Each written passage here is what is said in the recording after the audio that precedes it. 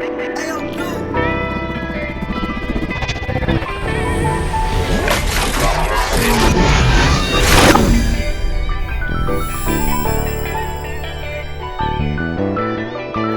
YouTube, what's going on? It's your boy Beam, and today I got my 2-year-old nephew, Jakar. He just recently turned 2, and as you guys can see, he don't want me touching that Louis do-rag early. That boy too icy. But no, when it come to cutting these 2-year-old kids or these really young kids, you gotta stay consistent, but most important, you have to be patient.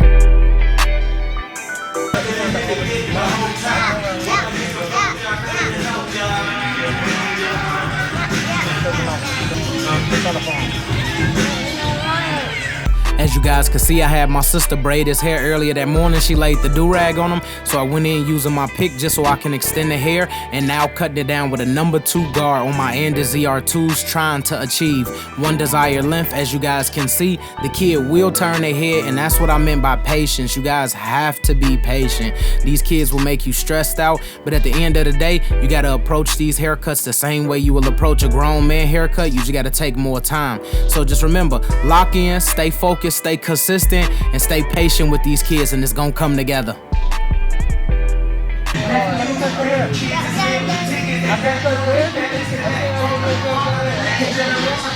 So this is my first time of me cutting my nephew hair, and as you guys can see, he ain't going for none of that.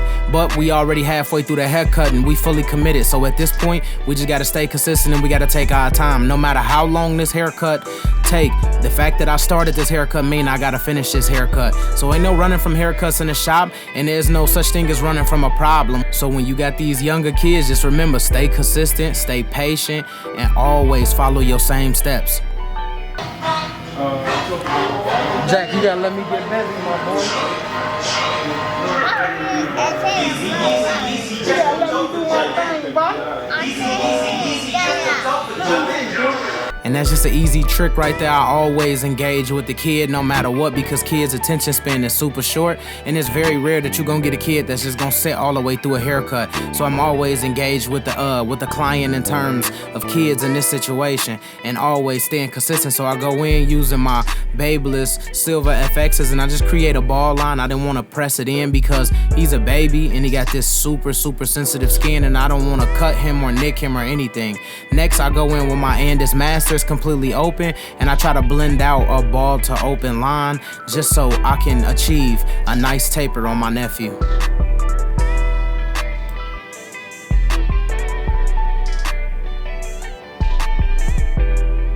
And as you can see, he moving his head left to right, so them reflexes gotta be there as well. I know I said you gotta follow all of your steps, so you do gotta follow your steps. You just gotta proceed with more caution, and you gotta be paying attention to the client and your hands and your clippers and your guidelines at the same time, because a kid can move their head anytime, and that can literally be like a natural disaster. That could be it for that haircut. So like always, follow them steps, remain as humble as possible while cutting hair. Stay patient, because it's easy to get irritated. It's easy to be stressed out when you know exactly what you want to do and a client just won't let you do it due to them just being a younger kid. Take your time, and I promise you it's gonna come out correct.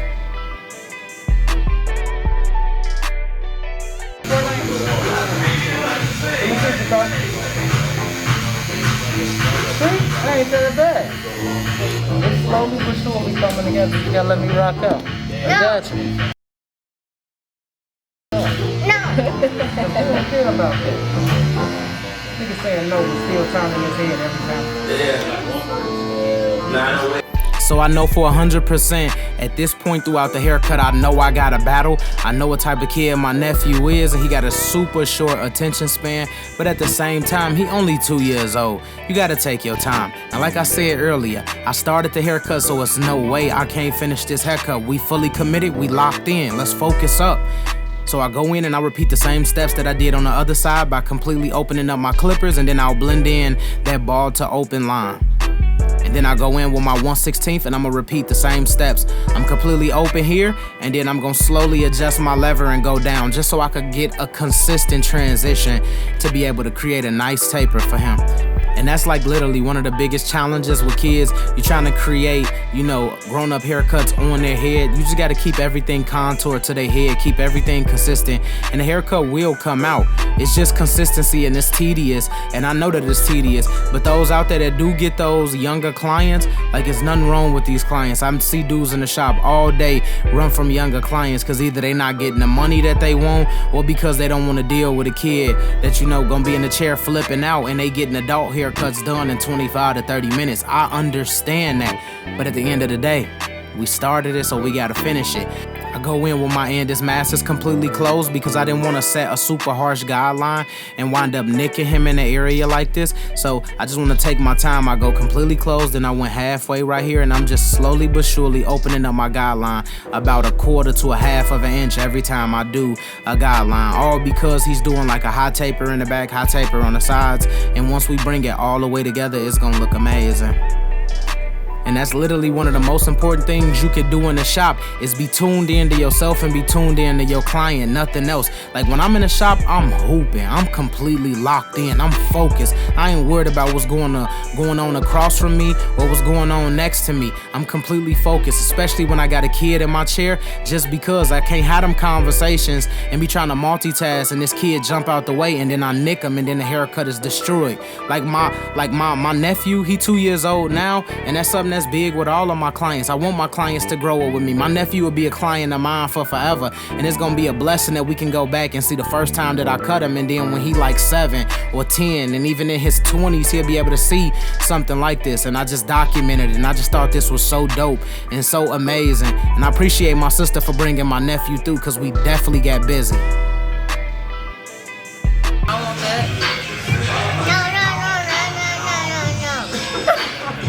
Click, that would have been a 1. Bruh, that's not that would have been a 1. My next step, I go in with the spritz, but hit my sister all in the face with it. Life is crazy, but y'all know that don't stop nothing. We still locked in, we still focused, and we gonna get them right. So I just continue to hit him with the spritz. I'm brushing the lining down. I'm bringing everything forward, all because I'm set up for greatness here. The lining is all over the place, but it's not nothing that I gotta superly harshly worry about. I got a fair lining right here. So any of my new beginners, when y'all dealing with kids, I'ma show y'all, like, you gonna have to take your time on things like this. You gonna really have to take your time on things like this. But that's a part of the game, and that's a part of evolving and professionalism. When you can cut any client at any time, it show how different you are. Especially when you can cut clients like this who move all day, like consistently all day. That's a blessing. That's a gift. Like, you could take that and you could roll with that. Your clients will grow up with you. That's something that need to be in your head. It's not even about cutting kids. This kid gonna be 5 and then 7 and then 10 and then 20 by the time you know it. So I'm just keeping everything consistent. I got my reflexes up, even if I gotta tap one time and bag off. I'm super frantic, as you guys can see. I'm staying consistent, and I'd rather play this more precaution than play it completely solid and go for hard lines. Because if you do or nick this the wrong way, you're gonna destroy your kid lineup, and that's gonna be crazy because that hair is already light. It's no point of overplaying your part. Just stay consistent and that line gonna come. Trust me, as you guys can see it, it's coming in and it's looking ugly early. He's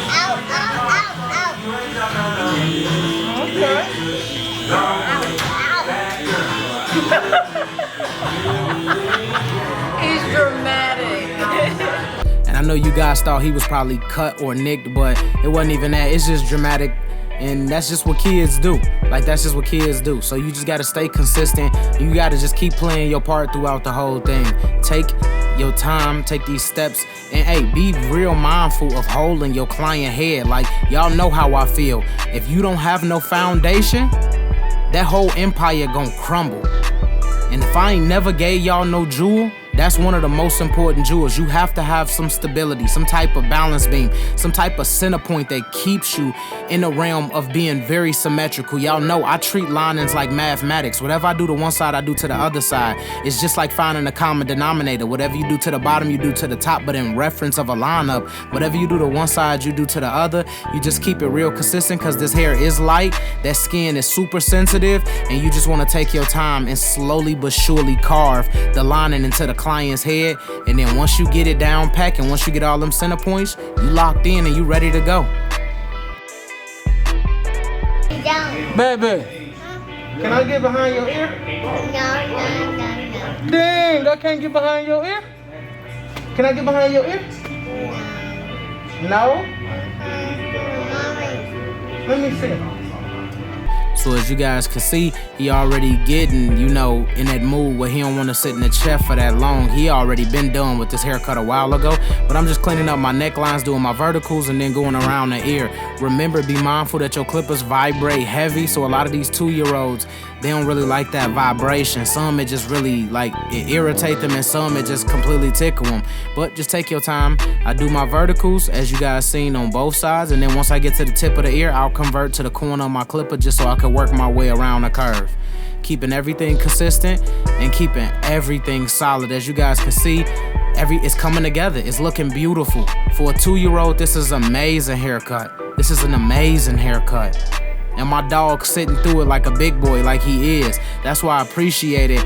And my nephew is literally my favorite kid in the world because he let me rock out. He let me take it a step further. Some of y'all would have thought, like, with all of the moving, I wouldn't even try a design. But at the end of the day, y'all know who Beam is. Y'all know what I did with Fawn's haircut. I always push limits. I always push past what everybody think.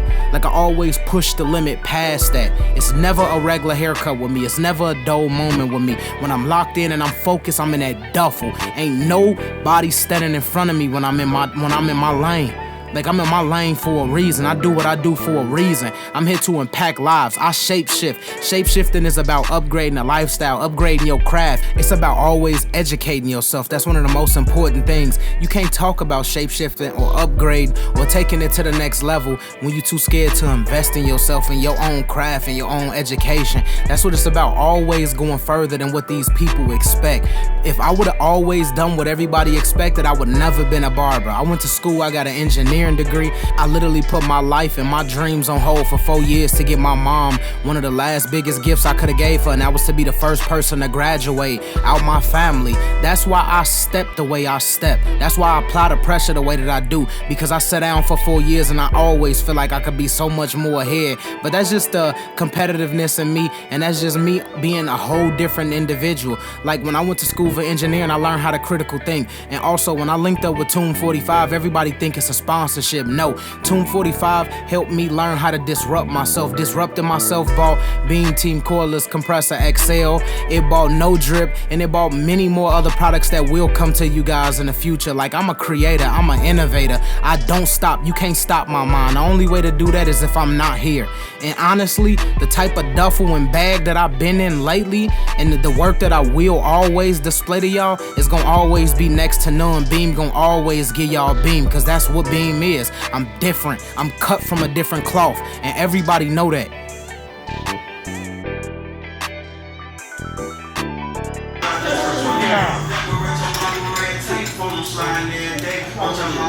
Who is that? Jack. Jack. Look at this. You should have some dope clips like slow-mos.